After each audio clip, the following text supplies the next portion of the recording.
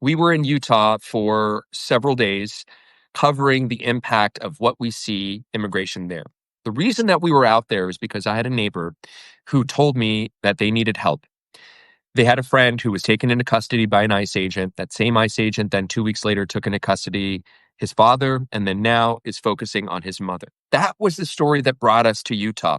And when we got there, we were opened up into a world that possibly partly my ignorance, I didn't realize how many Latinos are in the state.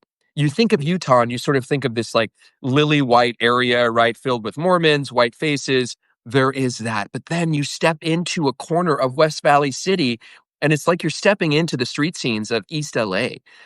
Cielito Lindo Bakery, I'm still craving the coffee that I had there and the breakfast that I had there. It was like walking into a scene of East LA, you know? There are an estimated 300,000 immigrants in the state of Utah. A third of them are undocumented. The the atmosphere of fear is so evident there.